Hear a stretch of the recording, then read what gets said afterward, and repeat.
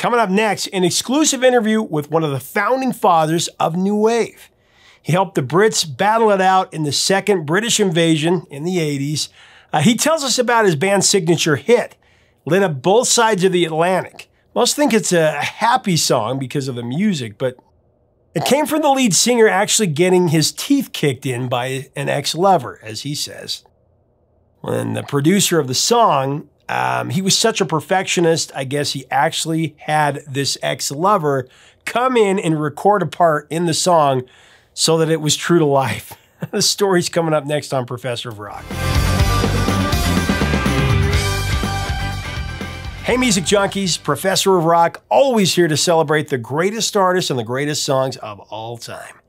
You know, if you long for the good old days of buying an album the day it came out and you're listening to it from side one to side two, either cassette or vinyl, you're gonna love this community. Make sure to subscribe below right now so you never miss out on an episode of our daily features or interviews straight from the legends.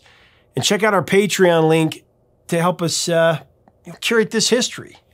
So let's go back to the 80s, my friends. I always love doing this. When the Brits invaded the American airwaves for the second time in the early 80s, it was on the talents of Gary Newman, Squeeze, Joe Jackson, The Pretenders, Elvis Costello, amongst others. Which actually started as early as the late 70s with the punk movement, turning into more mainstream fare like The Police and Duran Duran, even bands like Dire Straits.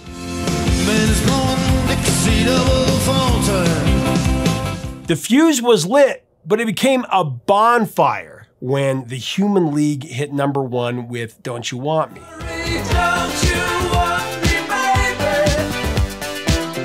And then the Buggles, Video Killed the Radio Star was the first song played on MTV. If I was young, it didn't stop you coming through. And then Tainted Love spent a record-breaking 43 weeks on the Hot 100.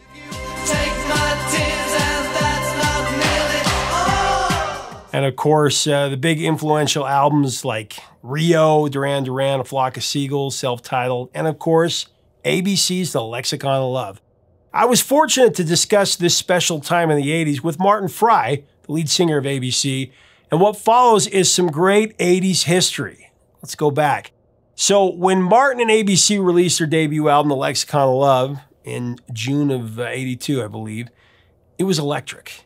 The album actually went to #1 in the band's native England. It went gold in America. That was on the strength of the singles The Look of Love and Poison Arrow.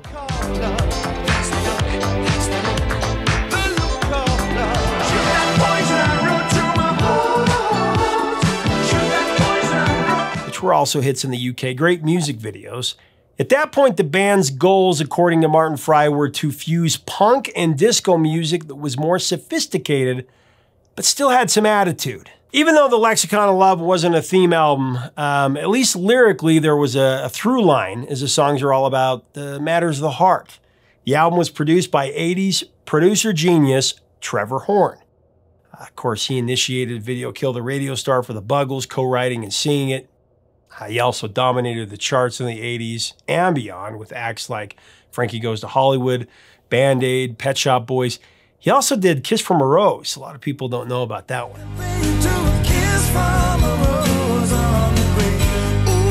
Martin Fry would actually name check himself in The Look of Love, the song, when he sings, "They say, Martin, maybe one day you'll find true love." Friends just might ask me.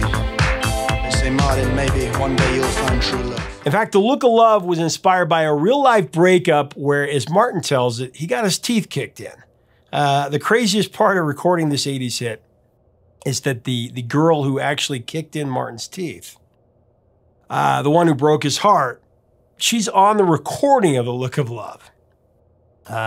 Legend has it, actually Martin would jokingly talk about how producer Trevor Horn was such a perfectionist that he insisted that the female voice that says goodbye to Martin in the second verse be sung by the actual woman who had just kicked him to the curb. And so they made it happen.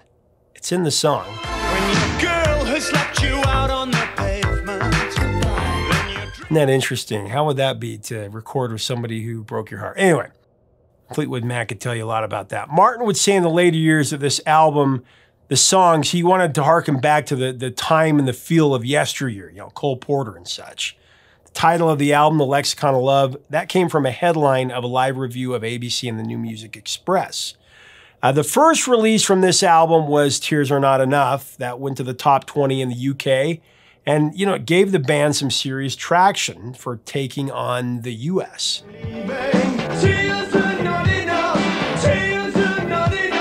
Their breakthrough singles in the US, the elegant and catchy The Look of Love, went to number 18 on the Hot 100. This was in late 82. And then it also went to number 1 on the Dance and Disco chart, as well as number 9 on the Cashbox chart, which is the sales chart.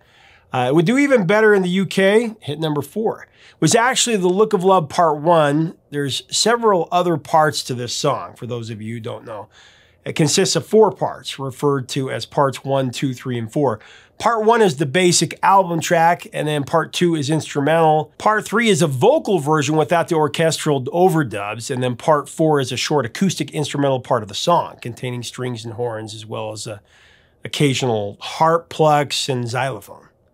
And just to be precise, a different US remix dub version by producer Trevor Horn appeared as an A-side on the 1982 US 12-incher. The 82 US remix dub version was pretty rare, especially after its initial release. But the track was in such high demand by club DJs and fans, so copies of the original 12-inch version fetched really high prices. Now, when the label Neutron discovered this, they actually issued a limited edition DJ pressing of the Horn remix that was in November of 82 as a DJ promo 12-inch vinyl. I don't know the answer to that question. It had an equally iconic music video inspired by the Disney movie Mary Poppins, which was, of course, part of MTV's regular rotation. Man, it was quite a time in the world. You know, new wave acts were devouring the American charts. The week that ABC peaked at number 18 on the Billboard Hot 100, I always like to do this.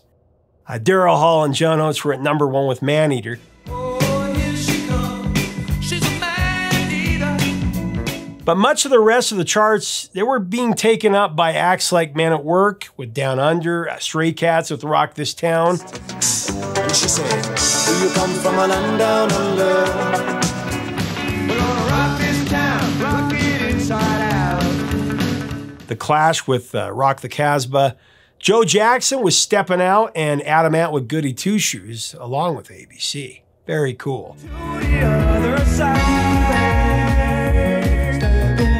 Like I said, had the opportunity to talk with lead singer, songwriter, and band co-founder Martin Fry about this new wave pop classic. And what is about to follow is the story of this song from him. He's dressed to the nines in his Motown-influenced style. Love it. It's a great interview.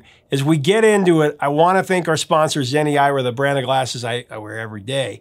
When you go to Zenni.com, you can design your own pair of glasses, and you can try them on virtually with what's called Zenni's mirror feature, you know, to make sure they look good on you, the shape of your face, all that good stuff. Check it out today at Zenni.com, and make sure to download the Zenni app. It's a new app. You can get it on your phone. You'll love it. Here's the interview.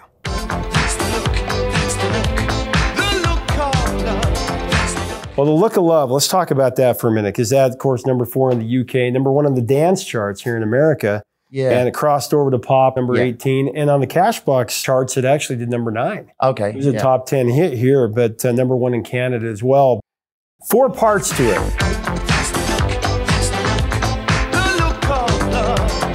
With Trevor, I think there's 5 parts. Yeah, there's... Because he released the 12-inch single as the 5th part. Yep, you're right. Watch the look.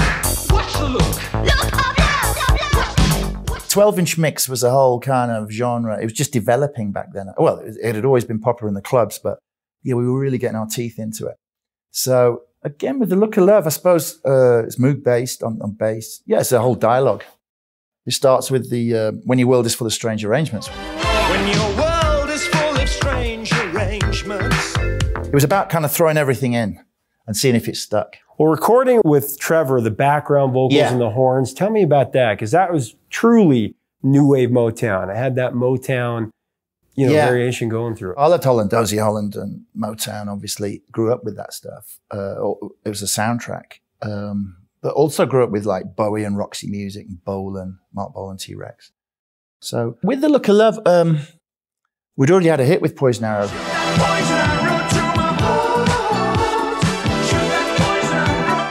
We weren't really chasing perfection, but we realized that you got one shot and sometimes records last forever.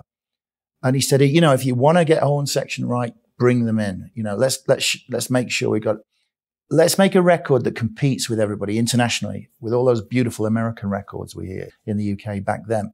Because our background was definitely punk rock and synths and self-taught musicians, you know. So I just remember that was definitely at the forefront of everybody's mind when we were making the record. And also, we did a string session for at Abbey Road for All of My Heart. All of my heart. Another song on there. And we'd use some of the pizzicatos on The Look of Love. So there's a little bit of orchestration on there, which the Temptations had. You know, I used to say, oh, well, you know, the Temps had it. Why can't we have it? So it was definitely that ambitious sort of approach to making the record, yeah. Another time, our hero, David Bowie, came to the studios to see Tony Visconti. We couldn't believe it. We're like school kids, you know.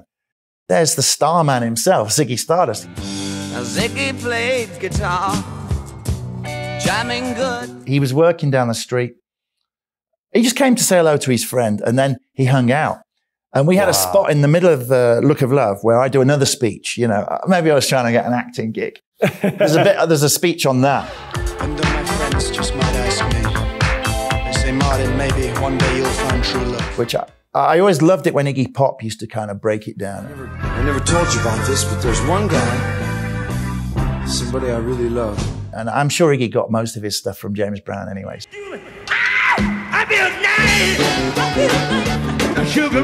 But Bowie suggested we had an answering machine message.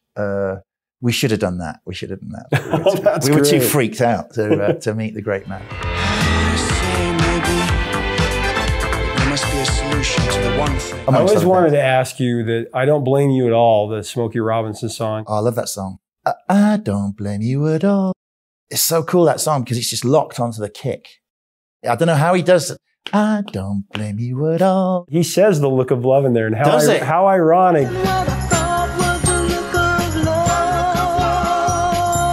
Well, the music video for The Look of Love, because that was such an iconic video. Beginning of MTV comes in, and that's one that you remember, one of the 8 or 9 videos from MTV that first 81, 82, 83 year that you remember.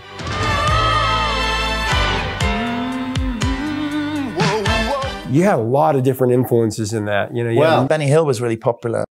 Slapstick humor, for those that can't remember Benny Hill. He was on TV every night. Kind of big, bosomed nurses running down the street. You couldn't play that stuff now. It just wouldn't work.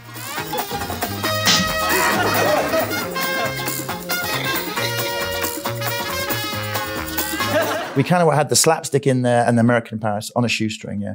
Somebody sent us a script saying that we had a lizard. The camera pans across for The Look of Love, and there's a lizard with a chameleon with a diamond necklace. And we were thinking, you know, that's kind of not really what we're about. We wanted to put some humor into our thing. So we went for it, yeah.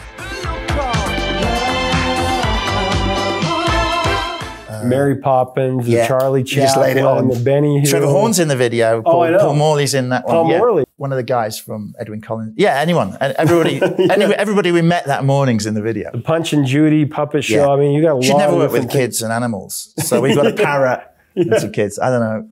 And we, you know, it's kind of audacious. I think in music, you've got to just follow your instincts and just do the stupid things. Kind of works well for you. You can't be too tasteful.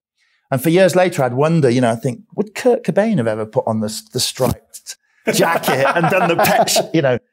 Yeah. Maybe he would, maybe he wouldn't. So, you know, it's all entertainment. Yeah. Well, but we did want to put ourselves in a slightly different frame to doing a real serious new romantic kind of video. It was an attempt to, Well, The Look of Love also, in 1990, that remix that came out, that was a great remix as well. It's been used in pop culture a lot as well. EastEnders, Dark as well. I love Dark. I watched the whole season after that. My son showed me a scene where they were playing The Look of Love, I think, on the radio. They're doing an autopsy, aren't they? And in every film, the guy doing the autopsy always eats a sandwich, doesn't he? He doesn't care about the bodies and the blood. They always have a sandwich. Yeah. But they had Look of Love and a cheerful song in the background. They did. Dark's fascinating. It the is. idea of going forward in time, back in time. Do you ever watch that show? I It's have. fantastic. I've seen it, yeah. Yeah, I hope they do a second season. American Dad, in The Office. too. Okay, Did yeah. you ever see when they use it in The Office? No, I didn't see that. It's great.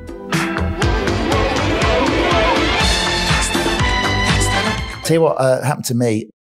Sheffield, I had like a bed sit, a tiny studio flat, is a tiny apartment. And I went out one night, and again, it's always snowing in Sheffield, December. And I walked down the street, and there was a party going on. The windows were open, and I could hear the Look of Love coming out. I'm just walking by. If I was going somewhere else, a bar somewhere, and I could see, people were dancing and jumping up and down and singing along. And that was such a good feeling. But I kind of thought that's like priceless. There's a lot of accolades. You get a lot of rewards if you get close to the pop charts. But that feeling of seeing the people, I don't know whose party they're it was. listening to it, and then Yeah, and I was just kind of floating by. It felt great. Yeah, I think that's one of the best things.